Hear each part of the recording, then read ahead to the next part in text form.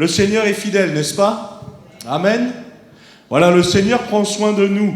Je voulais ce matin vous parler, et ce sera le titre de mon message, de la volonté de Dieu à l'égard de son Église. Alors, peut-être que si je vous demandais, vous me donneriez tout un tas de réponses valables, bibliques bien sûr, mais j'ai pensé comme texte, je dirais d'introduction, puisqu'on verra si je peux faire l'autre texte que j'ai eu en tête aussi, mais ce sera peut-être un peu long. Mais je voudrais commencer par lire avec vous dans 1 Thessaloniciens chapitre 5. La volonté de Dieu pour son Église, la volonté de Dieu pour les uns et les autres.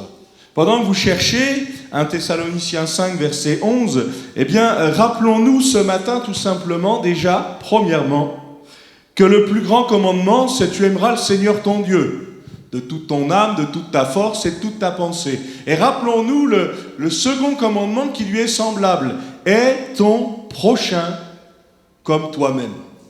Comment je considère mon prochain? Comment je considère l'Église?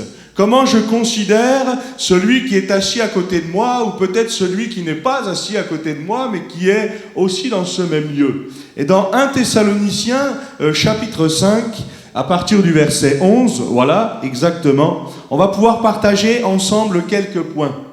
C'est pourquoi, exhortez-vous réciproquement, édifiez-vous les uns les autres, comme en réalité vous le faites. Nous vous prions, frères, d'avoir de la considération pour ceux qui travaillent parmi vous, qui vous dirigent dans le Seigneur et qui vous exhortent. Ayez pour eux beaucoup d'affection à cause de leurs œuvres, soyez en paix entre vous.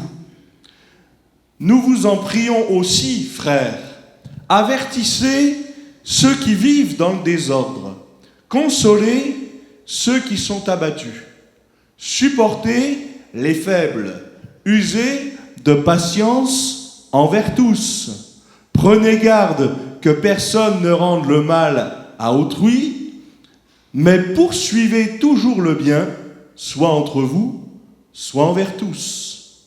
Soyez toujours joyeux, priez sans cesse, rendez grâce en toutes choses, car c'est à votre égard la volonté de Dieu en Jésus-Christ. N'éteignez pas l'esprit, ne méprisez pas les prophéties, mais examinez toutes choses, retenez ce qui est bon. Abstenez-vous de toute espèce de mal. Amen. Je m'arrête là. Je trouve que ces quelques versets, bien sûr peut-être cela vous a fait penser à d'autres versets, ou vous pensiez même déjà à d'autres versets, mais résument assez bien ce qui est et ce qu'est la volonté de Dieu pour son Église. Le but de son Église, c'est qu'elle grandisse. Alors qu'elle grandisse en nombre, c'est une chose, mais qu'elle grandisse surtout dans la communion spirituelle et fraternelle. Parce que vous savez, des fois, le nombre ne fait pas toujours la paix. Je vous rappelle quand même que parfois, même quand on se trouve peu nombreux, il suffit de 2 personnes pour avoir une dispute. Ça, il suffit de pas grand-chose. Mais là, la Bible nous dit, premièrement, en tout cas dans la lecture que nous avons faite, c'est pourquoi exhortez-vous réciproquement. L'exhortation, c'est l'encouragement. Est-ce que j'encourage ceux et celles qui sont avec moi à aller de l'avant? Est-ce que j'encourage à mieux faire? Est-ce que parfois, je peux aussi encourager de cette manière en disant, mais là, il faudrait faire autrement? Exhortez-vous, c'est s'encourager, se fortifier. Et ça va avec, bien sûr, le deuxième verbe, d'ailleurs, c'est que des verbes à l'impératif. Édifiez-vous les uns les autres. Est-ce que je prends le temps d'exhorter Alors, moi, je me pose la question en tant que pasteur, c'est une chose.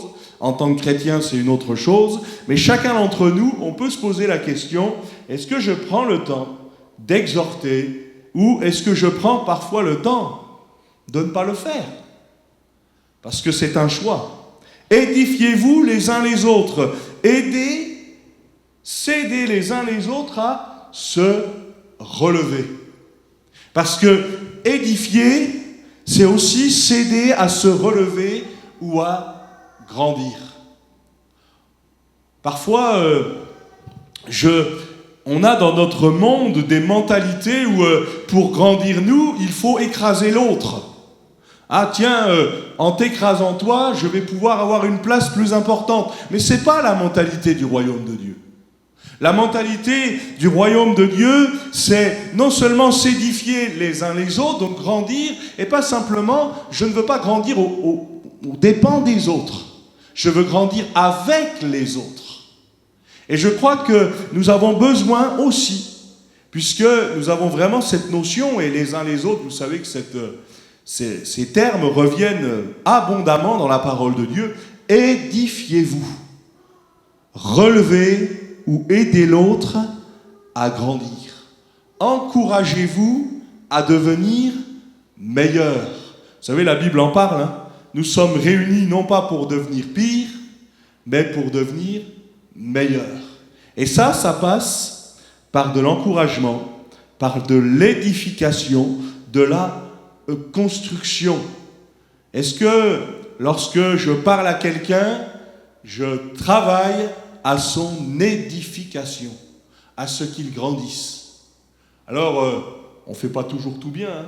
On a des bonnes paroles, on a des moins bonnes paroles, on a des paroles qui élèvent, on a des paroles qui abaissent, et parfois on a besoin de demander pardon pour de mauvaises paroles. Mais nous avons besoin, peut-être aussi, premièrement, d'avoir de la considération pour ceux qui sont autour de nous. Seigneur, aide-moi à exhorter, à édifier, à relever celui qui est à côté de moi. Je ne peux pas forcément répondre à tout, je n'ai pas forcément la réponse pour tout le monde, mais je peux être un soutien. Et je vous donne une des premières choses, c'est dit aussi dans la parole, la prière. Ça aide pour soutenir les uns et les autres. Parfois, je ne peux pas me déplacer directement, parfois, je ne connais même pas la personne pour qui on doit prier. Mais je peux quand même prier pour elle. Parce que Dieu fait le reste. Et c'est ce que Dieu nous invite à faire. Exhortez-vous, édifiez-vous. Nous avons ensuite, nous vous prions, frères, d'avoir de la considération pour ceux qui travaillent parmi vous, qui vous dirigent dans le Seigneur et qui vous exhortent. Tous ceux qui nous aident, pas simplement les pasteurs, mais tous ceux qui nous aident dans le service et dans le bon fonctionnement de l'Église. Moi, je connais des églises où ils ne prient même pas pour leur pasteur. Peut-être qu'ils prient pour leur pasteur pour qu'ils disent vivement qu'on change. Ça, ils n'osent peut-être pas le faire publiquement. Mais moi, je remercie le Seigneur pour vous parce que je sais que vous priez pour nous. Non seulement je le sais, mais je vous entends. Et vous n'êtes pas forcé de le faire. Mais je sais que ça, c'est important. D'avoir le soutien de l'Assemblée, d'avoir le soutien des frères et sœurs. Bruno, tu le disais en faisant chanter, de savoir que, voilà, je traverse un moment difficile et je sais que l'Église prend sa part. Je sais que l'Église prie pour moi. Et puis, il y a toutes les fois où, par exemple, les mardis, je peux vous apporter des sujets de prière, ou le dimanche, vous apporter quelques sujets, peut-être un peu délicats parfois, mais il y a aussi tous ceux qu'on ne cite jamais, mais ça ne veut pas dire qu'ils n'ont pas besoin de la prière. Et peut-être, je dois dire également, Seigneur, donne-moi de penser à mon frère et à ma sœur dans la prière. Donne-moi de penser à ceux qui me sont proches, mais peut-être à ceux que j'oublie parfois. Et ça peut arriver. On ne peut pas penser à tout. Mais avec l'ensemble, eh bien, je crois que quelque part, le Seigneur va nous aider, encore une fois, à oublier le moins de monde possible. Relevons-nous, exhortons-nous, et puis n'oublions pas, c'est vrai, ceux qui nous conduisent, c'est important, prier pour que, dans le même sens, le Seigneur continue d'envoyer des ouvriers dans la moisson. Vous savez ce que la Bible dit à ce propos? La moisson, elle est grande, mais il y a peu d'ouvriers. Et nous avons besoin de prier pour que Dieu envoie, que Dieu qualifie et que Dieu nous aide aussi, à nous qui sommes déjà dans le service, à les accompagner de la bonne manière. Ça, c'est pas toujours facile, ni pour eux, ni pour nous parfois. Mais que le Seigneur nous aide. Est-ce que, frères et sœurs, nous prenons notre part dans ce sens?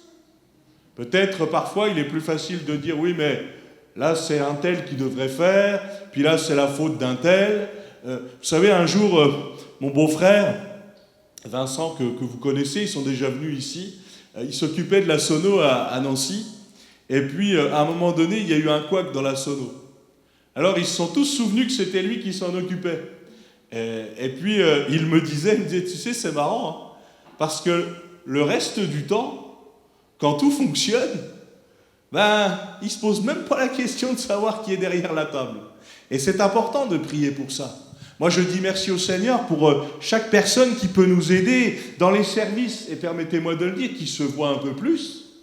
Quand vous nous voyez devant l'estrade, quand vous voyez en particulier le groupe de louanges, mais aussi tous ces services que l'on ne voit pas et qui sont là quand même. Je vous donne une anecdote. Un jour, nous étions à Romilly et il y avait une réunion l'après-midi avec plusieurs personnes qui devaient intervenir. Et nous, avec Roxane, on devait partir dans le milieu de l'après-midi. Donc on n'a pas pu terminer cette réunion. Et puis la réunion se termine et je reçois un coup de fil avec un texto aussi. Pierre, comment on éteint la lumière? Et je me suis dit, mais quand même, vous êtes là depuis longtemps, vous savez toujours pas où ça s'éteint. Et je leur ai dit, je pensais que vous auriez été capable de gérer ça. Et ce n'est que la lumière. Il y a des choses qui sont un peu plus délicates, hein. Moi, si vous me demandez de m'occuper de la sono, vous pouvez changer de sono directement. Mais par contre, il y a d'autres choses un peu plus simples. Et puis peut-être nous poser la question, Seigneur, pas simplement regarder quand ça fonctionne ou quand ça ne fonctionne pas, mais comment je peux aider? Moi, je remercie le Seigneur parce que dernièrement, on vous a fait plusieurs annonces avec des différents besoins qu'on avait dans différents services, et plusieurs ont répondu, et merci Seigneur pour ça. Et merci Seigneur pour le temps que vous donnez. Merci aussi à vous, et on ne se lassera jamais de le dire, mais même pour le bien que vous apportez, ne serait-ce que par votre offrande, parce que c'est important, pour que nous puissions aussi faire avancer l'œuvre de Dieu dans ce sens. Merci pour vos prières. Moi, je crois qu'il n'y a pas de prière inutile. Dieu sait comment il se sert de nos prières. Nous, notre rôle, c'est de faire monter nos prières à lui. Et je crois que nous avons besoin, là aussi peut-être, pour quelqu'un de dire, Seigneur, aide-moi. Aide-moi à exhorter, aide-moi à encourager, aide-moi à fortifier, aide-moi à être une main si je dois être une main pour quelqu'un, aide-moi à être un bras si je dois être un bras pour quelqu'un, aide-moi à être une épaule si je dois être une épaule pour quelqu'un. Aide-moi à parler, mais comme toi, tu veux parler. Moi, je suis quelqu'un qui parle beaucoup, hein, mais je ne suis pas toujours quelqu'un qui parle juste. Et c'est ça qu'on doit chercher. Parfois, on a les solutions, mais on doit chercher principalement une parole qui vient de Dieu. Et je crois que là aussi, on est appelé à faire notre part et à jouer notre rôle. Ayez pour eux beaucoup d'affection à cause de leurs œuvres, soyez en paix entre vous. Moi, je vous dis, je remercie le Seigneur pour l'amour que vous nous manifestez, parce que c'est le cas. Et nous voulons vraiment vous remercier pour ça. On ne le fait pas tous les 4 matins, mais c'est important de le faire de temps en temps. Soyez en paix entre vous. Moi, le domaine de la paix, c'est surprenant dans la parole de Dieu. Jésus va dire, je vous donne ma paix, je vous la laisse. La question c'est, on l'a déjà la paix. Mais comment je travaille à la paix? Comment je ramène à la paix? Et je vous donne juste un exemple. Dans notre monde, nous avons des déclarations de guerre et nous avons des processus de paix. Parce que des déclarations de paix, on en a eu. Mais maintenant, on en fait un peu moins parce que entre ce qu'on a déclaré et la réalité, c'était compliqué. Et nous devons prier. Prier pour la paix de Jérusalem, prier pour la paix entre nous. Seigneur, donne-moi de travailler à la paix. Comme la Bible le dit, être des artisans de paix. Alors, vous connaissez l'expression, qui veut la paix, prépare la guerre.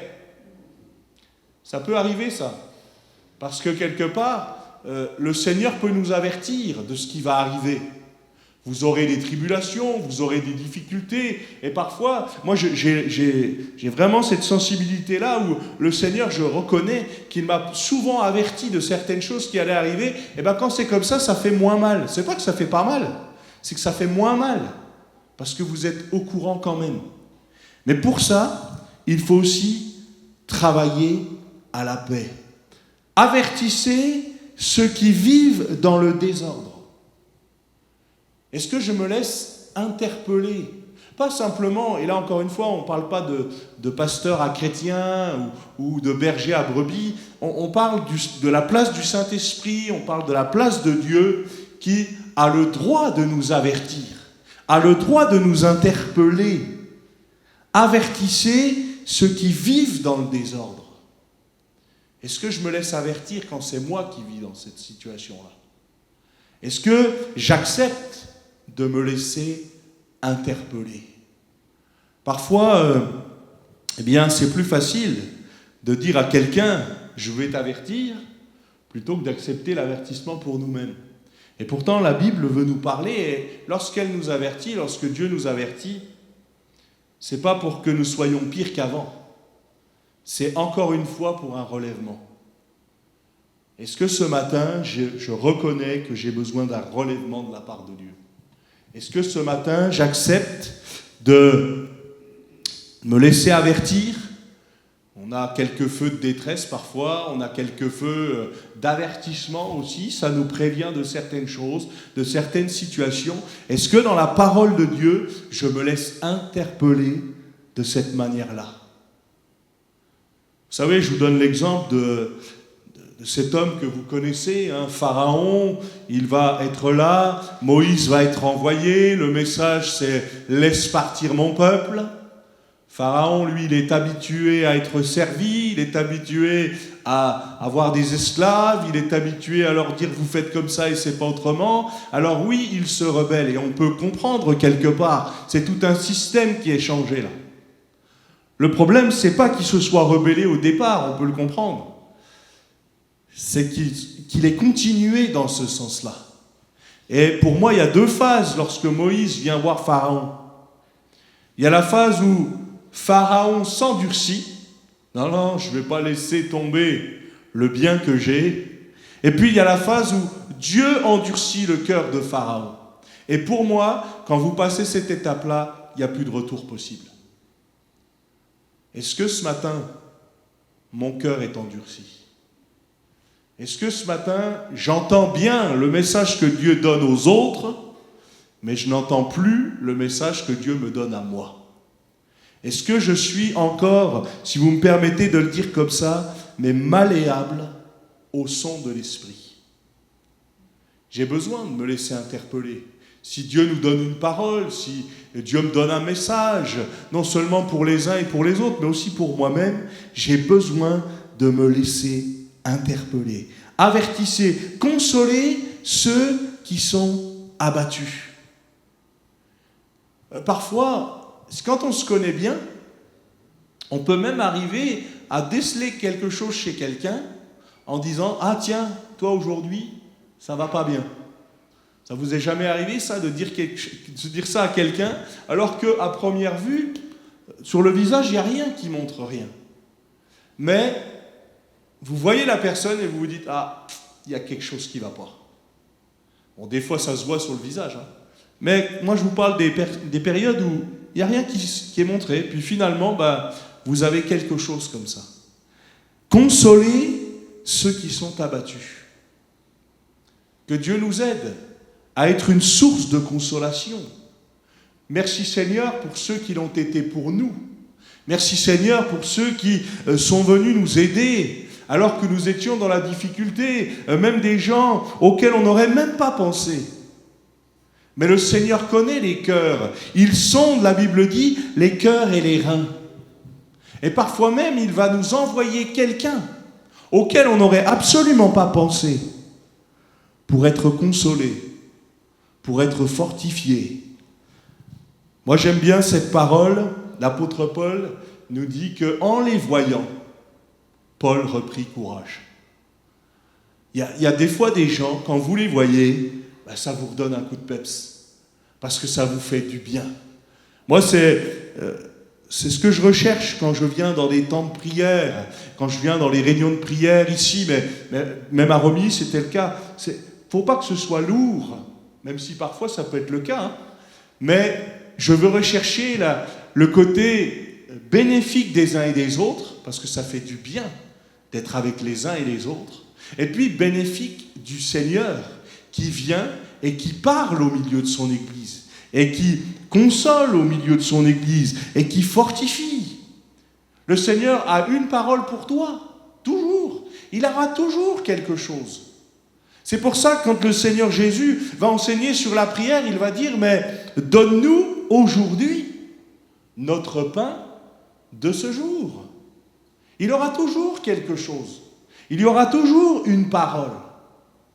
La question c'est, est-ce que je suis attentif à cette parole? Est-ce que je vais chercher dans sa parole ce qu'il veut me dire? Ça c'est important.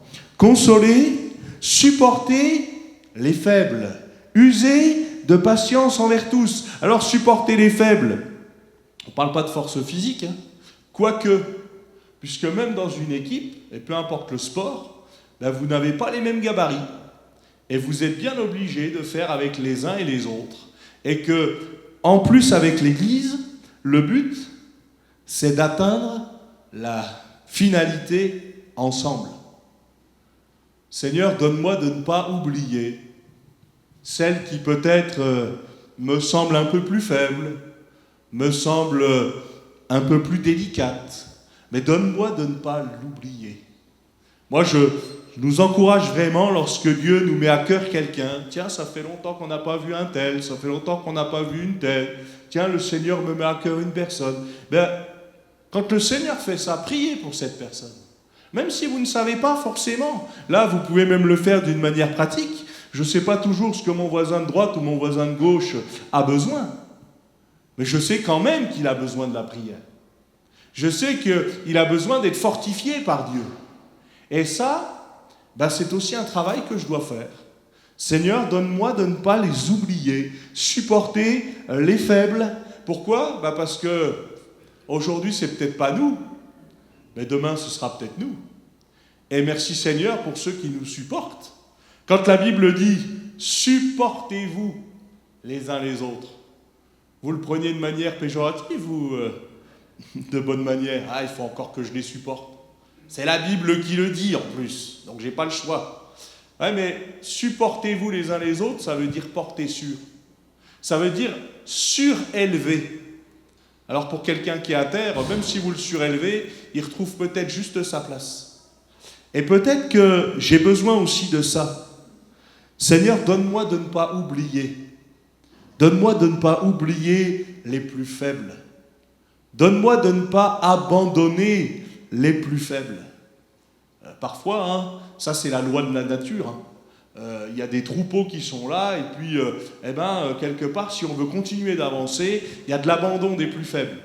Ça ne devrait pas être dans le royaume de Dieu. Pourquoi ? Parce que Jésus dira, venez à moi, vous tous qui êtes fatigués et chargés, je vous donnerai du repos. Et si un jour vous avez goûté au repos du Seigneur, n'en privez pas les autres. Dites-vous que s'il l'a fait pour vous, s'il l'a fait pour moi, il peut le faire aussi pour d'autres.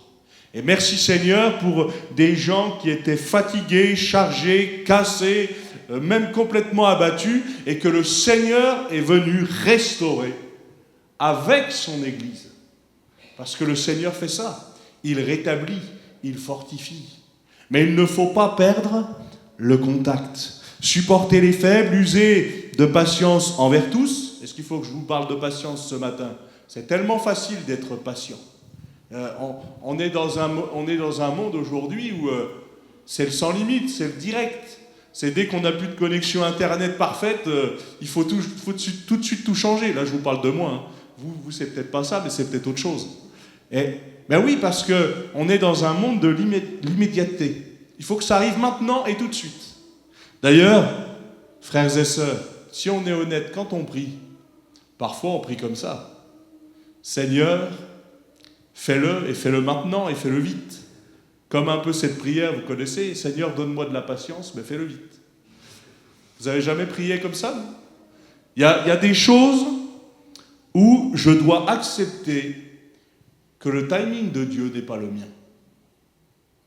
Je voudrais, je vous l'ai dit, je pense dernièrement, quand je prêchais avec vous, on veut tous que nos enfants se convertissent. On veut tous qu'ils soient sauvés.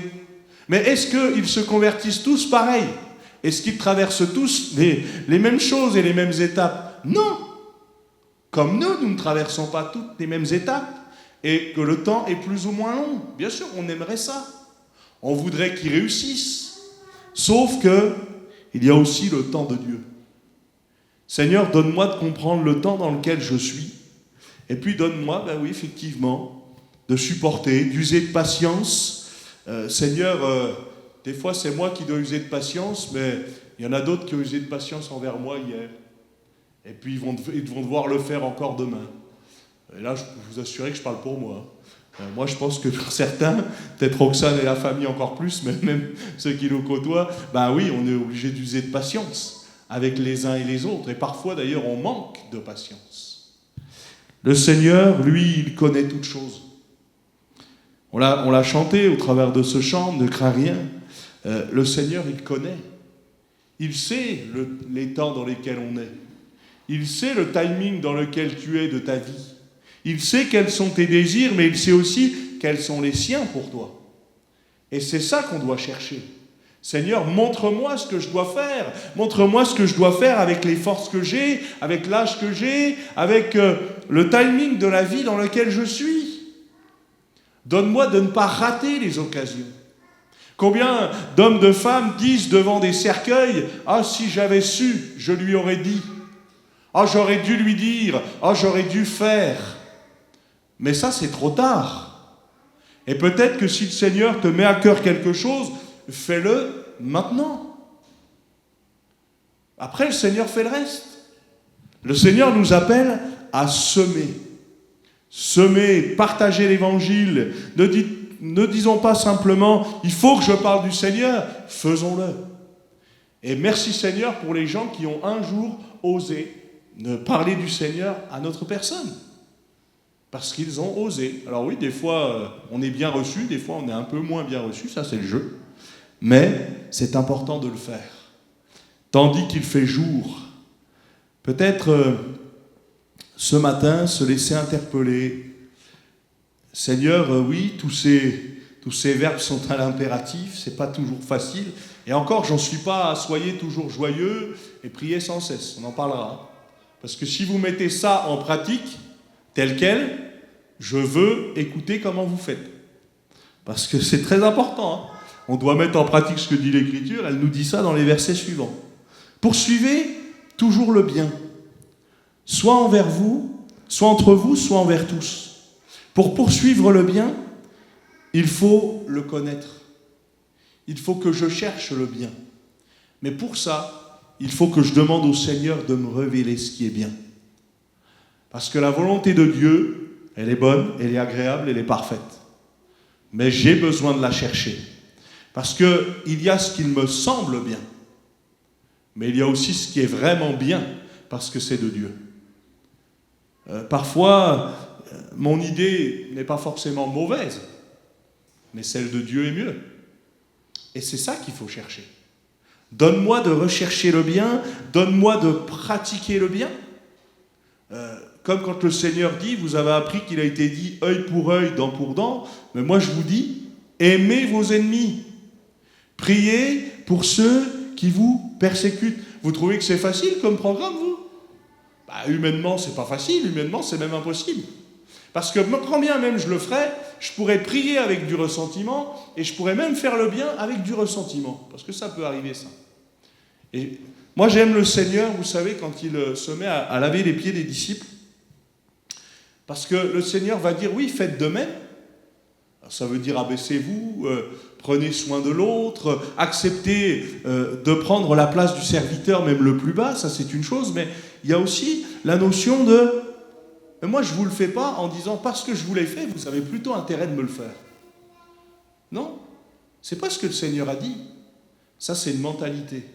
Il y a parfois, je fais le bien autour de moi, je ne dois pas forcément m'attendre à recevoir le bien en retour, parce que des fois je ne le reçois même pas. Mon rôle, c'est faire le bien, comme Dieu veut qu'on le fasse. Vous savez, le Seigneur Jésus allait de lieu en lieu, faisant du bien.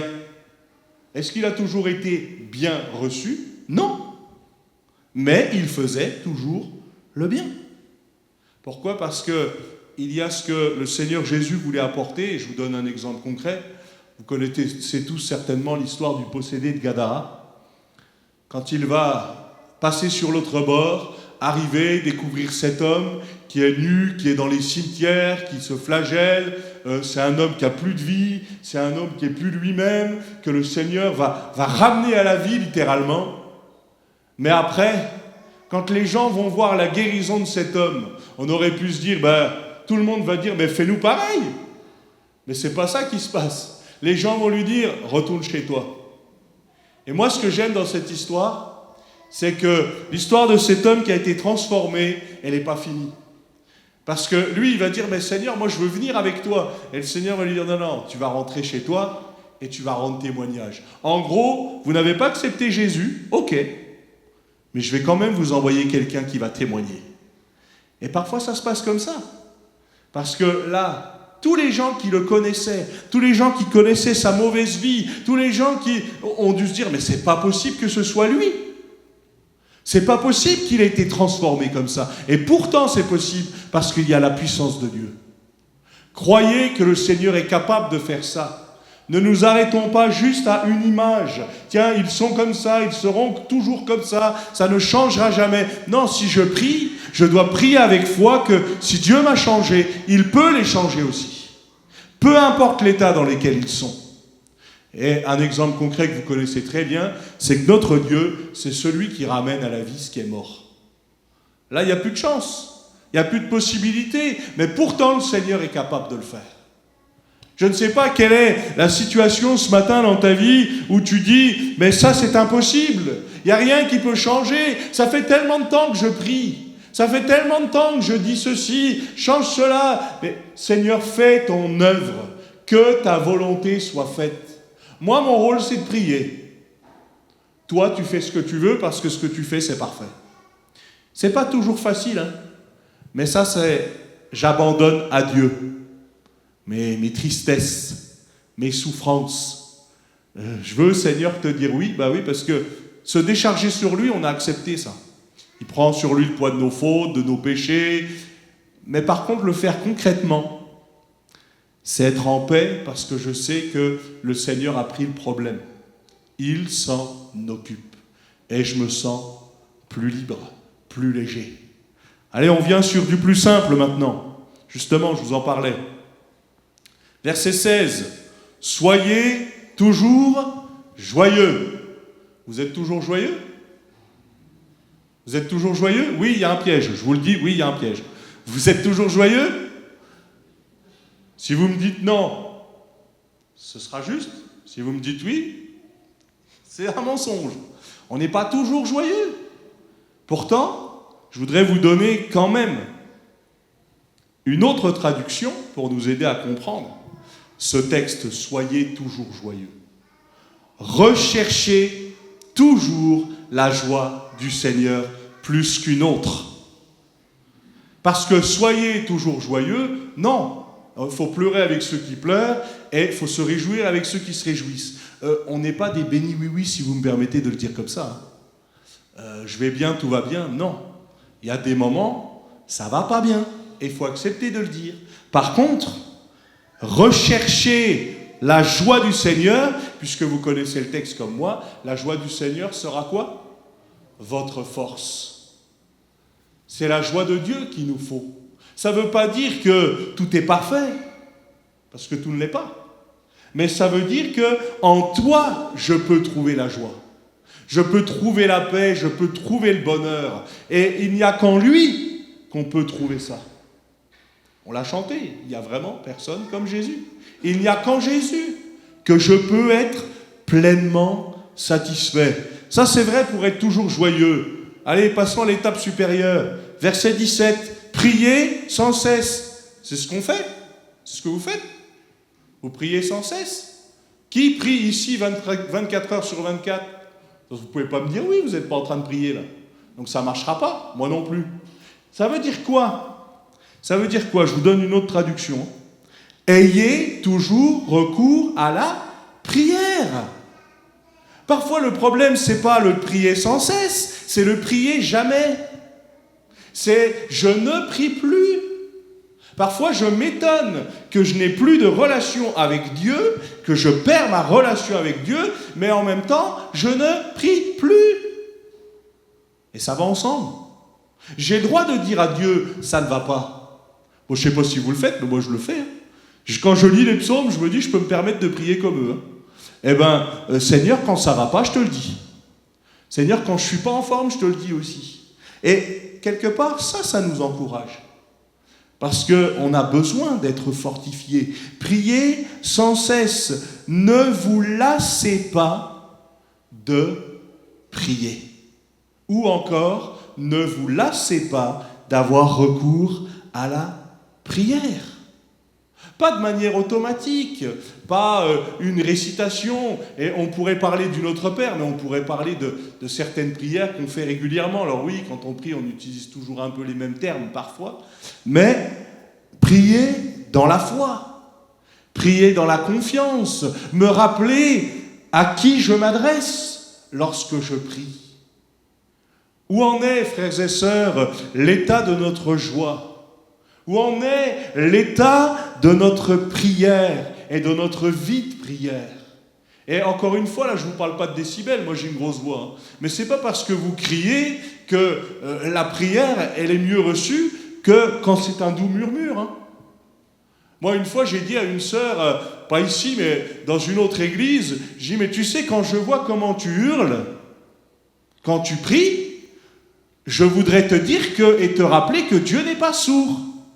Et que nous, on ne veut pas le devenir. Je l'ai dit comme ça. Pourquoi ? Parce que ce n'est pas le timbre de voix qui fait la différence. C'est ma foi. C'est ma foi. Et parfois, j'ai plus beaucoup de mots. Parfois, j'ai même plus la force de dire des mots. Moi, j'aime ce texte de l'Écriture qui nous dit que Dieu entend même la voix de mes larmes. Oui, parce que ça veut dire que lui, la traduction, il la connaît. Il sait exactement ce que je veux exprimer. Nous, parfois, on dit à quelqu'un « je te comprends », mais en fait, on ne comprend que partiellement. Quand Dieu nous dit « moi, je te comprends », il n'y a pas de souci. Lui, il sonde les cœurs et les reins, il sait exactement ce qu'on traverse. C'est pour ça que la Bible nous invite à nous décharger sur lui. Parce que lui, il sait. Alors, retenez bien ça. En tout cas, vous le saviez sans doute, mais ayez toujours recours à la prière. Et non pas se mettre une pression. Ah ben mince, il faut que je prie 24 heures sur 24. Priez quand ça va bien, priez quand ça va pas bien, parce que ça, c'est important, de garder le côté relationnel avec Dieu.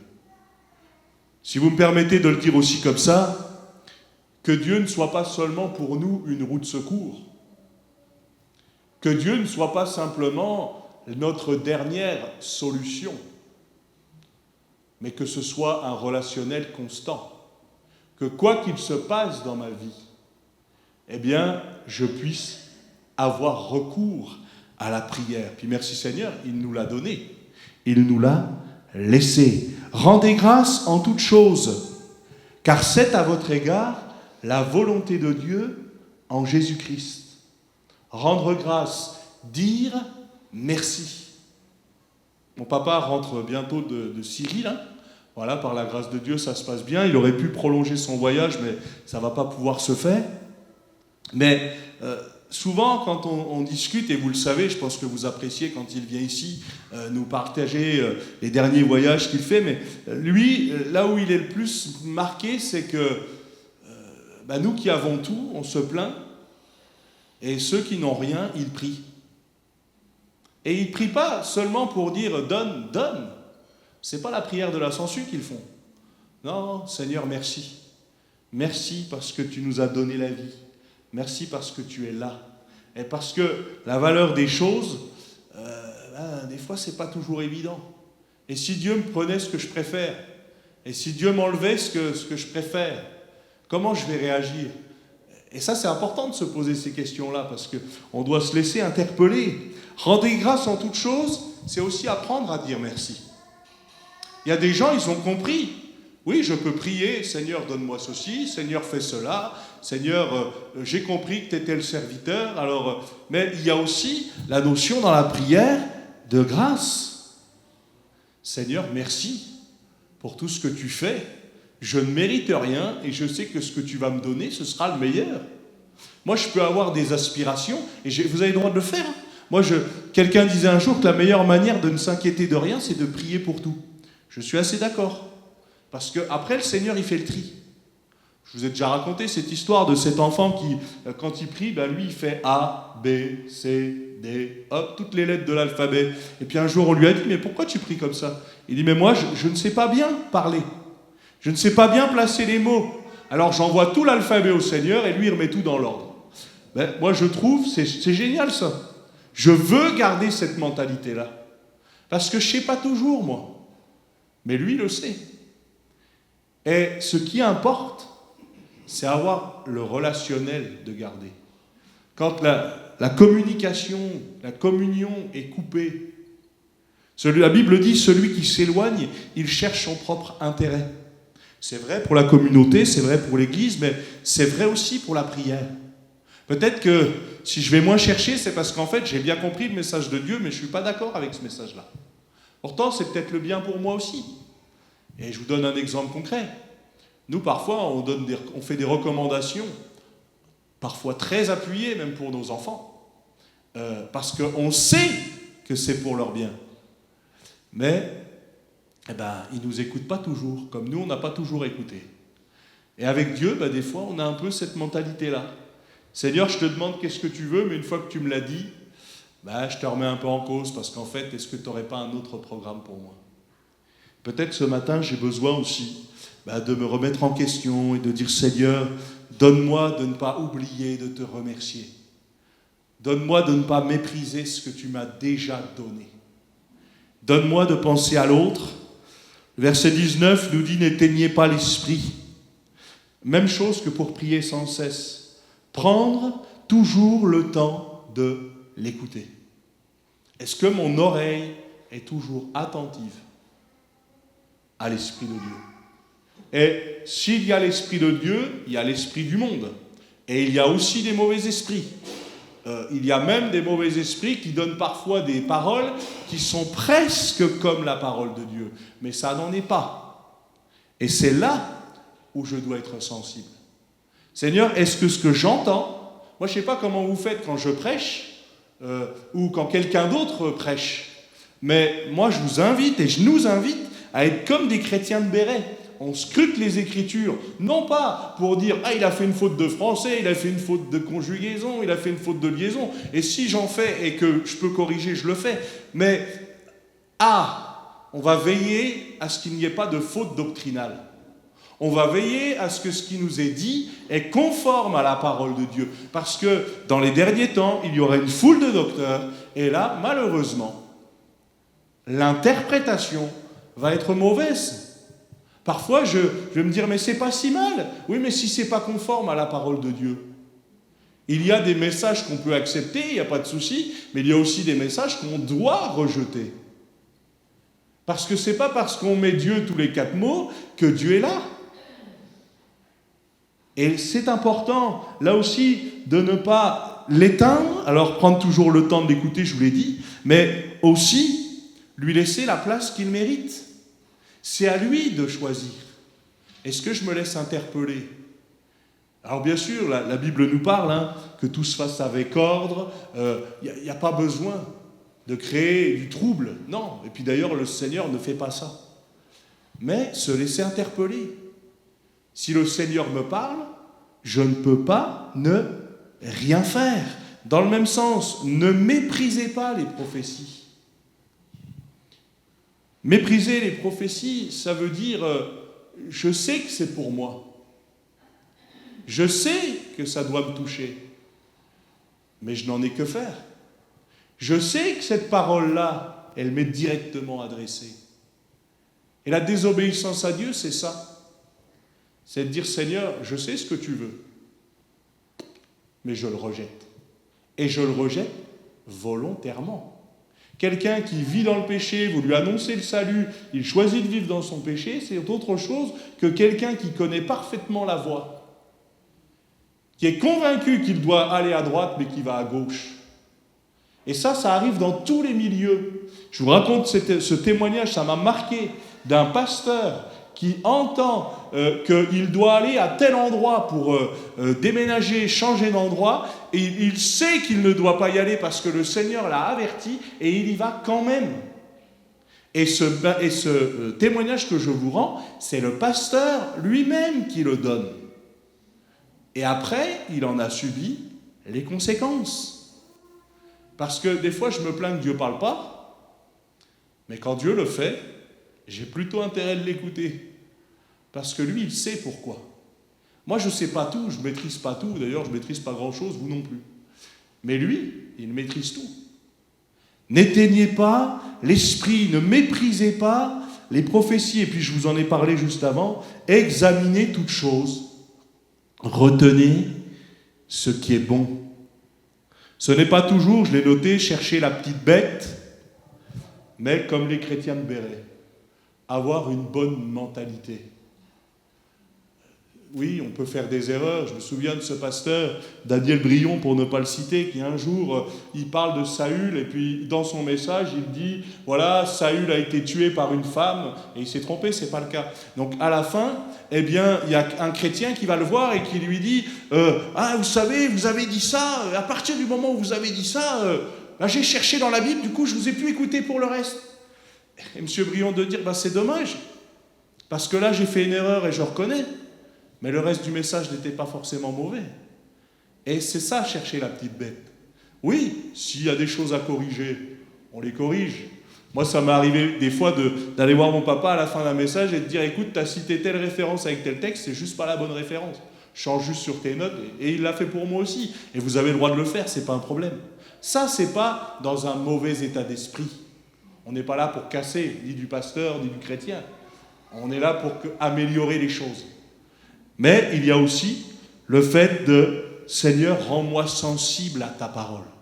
Et on en parle assez souvent ces derniers temps dans plein de domaines. Mais nous sommes dans la fin des temps. Et des messages, on en donnera de plus en plus. On aura des tonnes de choses. Alors ça a son avantage. On a accès à plein de choses aujourd'hui auxquelles on n'avait pas accès hier. Mais le désavantage, c'est qu'il y a tellement d'informations qu'il faut garder ce qui est bon, et encore faut-il le discerner. Pour ça, on a besoin de l'Esprit de Dieu. Rendons à l'Esprit de Dieu sa place. Laissons-le régner, laissons-le nous parler, nous interpeller. Abstenez-vous, le verset 22 nous dit, de toute espèce de mal. Là aussi, comme je vous ai dit pour le bien, on ne sait pas toujours. Parfois, je pense faire bien et c'est mal. J'ai besoin de l'aide de Dieu. Parce que si je veux m'abstenir de toute espèce de mal, il faut que Dieu me révèle de quelle espèce il est en train de parler. Et ça nous parle aussi d'être attentif à ce que Dieu veut nous donner. Alors c'est un modèle qui n'est pas facile, c'est un modèle qui n'est pas toujours évident, pourtant c'est un modèle qui a fait ses preuves. Moi je vous encourage surtout, et je nous encourage surtout, à s'exhorter les uns les autres, à penser à l'autre, à faire aux autres ce qu'on aimerait qu'on nous fasse à nous, à ne pas fermer toujours notre porte ou nos oreilles lorsqu'il y a un besoin. C'est pas une critique, hein, c'est en général. Mais à se laisser interpeller. Et Seigneur, c'est peut-être à moi que tu demandes d'aider là. Peut-être que j'ai besoin d'être interpellé pour aller aider. Moi, j'ai aimé, c'est vrai, ce qui est arrivé à la fois pour Ruben et pour d'autres aussi, où il y a des besoins, ils partent vers leurs études, il y a un réseau d'églises qui est là, et ça coûte quoi d'appeler ? Surtout si on se connaît, bon là en l'occurrence on ne se connaissait pas, mais ça coûte quoi d'appeler ? Ça coûte rien. Mais par contre, puisqu'on peut s'aider les uns les autres, et encore une fois, ce n'est pas nécessairement une obligation, hein, parce que quand on ne peut pas, on ne peut pas. Mais là, en l'occurrence, ça a fonctionné. Et moi, je me dis parfois, on connaît quelle est la solution, mais on n'y va pas. On n'ose pas. Et puis que le Seigneur nous aide, non pas nécessairement à faire toujours la réciproque, parce qu'on ne peut pas toujours, mais à être attentif. Tiens, s'il y a un besoin, si je peux aider d'une manière ou d'une autre, si j'entends un besoin, je ne suis pas toujours obligé de colporter le besoin, mais je peux peut-être aider d'une manière directe ou indirecte. Si j'entends que quelqu'un est dans la difficulté, je peux prier pour cette personne, mais je peux aussi peut-être l'aider de manière concrète. Et ça que le Seigneur nous aide. Ne soyons pas sourds aux besoins, ne soyons pas aveugles aux besoins. Et vous ne l'êtes pas, je le sais. Mais c'est simplement des rappels ce matin. De se dire, Seigneur, donne-nous de pratiquer ce que toi tu pratiquais. Donne-nous de mettre en pratique et justement de ne pas passer outre, comme certains l'ont fait, c'était des autorités religieuses, alors qu'il y avait ce Samaritain sur le bord du chemin. Mais donne-nous de nous arrêter, peut-être on va perdre un peu de temps, de notre temps, peut-être on va perdre un peu de notre argent, ok, mais toi tu vas nous le rendre, parce que si on s'occupe de tes affaires, tu vas t'occuper des nôtres. Croyez que le Seigneur est capable de faire ça, non seulement pour vous, mais aussi de nous donner les capacités de le faire pour les autres. Voilà, on prie le Seigneur ensemble. Te remercions pour ta fidélité. Te remercions pour ton secours. Merci pour ta patience à notre égard. Seigneur, donne-nous de mettre en pratique ta parole. Donne-nous d'aller chercher ta parole, d'aller chercher ton conseil. Donne-nous d'aller chercher ton contact, mais aussi le contact de l'Église, parce que nous savons que des victoires peuvent être remportées parce que tu es là. Viens, Seigneur, renouvelle, fortifie, encourage. Peut-être il y a quelqu'un au milieu de nous ce matin qui est fatigué, chargé. Eh bien, on peut prier pour cette personne. On peut demander ce matin au Seigneur, viens agir, viens bénir, viens fortifier. Alors s'il y avait quelqu'un ce matin simplement, faites-nous signe simplement et puis on peut venir pour prier pour cette personne. Est-ce qu'il y a quelqu'un